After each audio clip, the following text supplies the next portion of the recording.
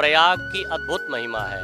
प्रयाग ये धरा सृष्टि के सृजन से पहले की ये धरा है।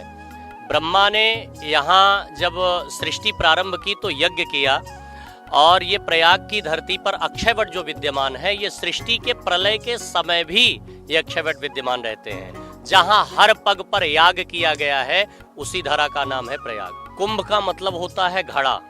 जैसे घड़े में जल डाला जाता है और वो शीतल हो करके फिर उसको पीने वाला व्यक्ति शीतलता प्रदान करता है, तो कुंभ का मतलब ये है यहाँ तमाम दूर दूर से आए हुए संत महापुरुष, इनके जो शीतल सत्संग है उसको जीव अपने हृदय में यदि धारण करे तो जीवन में वो अत्यंत सुख और शांति की अनुभूति करता है। इससे यहाँ पर आए हुए साधु महात्मा तमाम प्रकार की तपस्या करते हैं और एक मंच पर बैठ करके मंथन करते हैं और फिर समाज में यहाँ के लिए हुए निर्णय को लेकर के वो समाज में चारों दिशा में फैलाते हैं। इसलिए भगवान आदि शंकराचार्य ने 4 पीठों की स्थापना किया है और हमारे समाज को जीने की एक नई दिशा, नई राह दी है।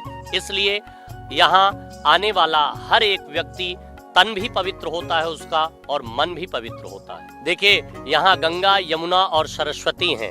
गंगा नहाने से व्यक्ति का पाप धुलता है, यमुना नहाने से पुण्य धुलता है और सरस्वती नहाने से प्रारब्ध धुलता है। यहाँ आने पर पाप, पुण्य, प्रारब्ध ये तीनों के बंधन से जीव मुक्त हो जाता है और श्री हरि के धाम की प्राप्ति करता है। गोलोक धाम में उसकी प्राप्ति होती है। अखाड़ों का बहुत बड़ा महत्व है, चूंकि अखाड़े हमारे इन सनातन धर्म के रक्षक हैं। जहाँ भी किसी भी प्रकार की कोई भी ऐसे आपत्ति विपत्ति जब धर्म पर आती है तो ये अखाड़े के साधु ही उनसे लड़ा करते हैं और पुनः वहां धर्म की स्थापना किया करते हैं कि आइए इस कुंभ में और अपनी संस्कृति, अपनी सभ्यता को पहचानिए।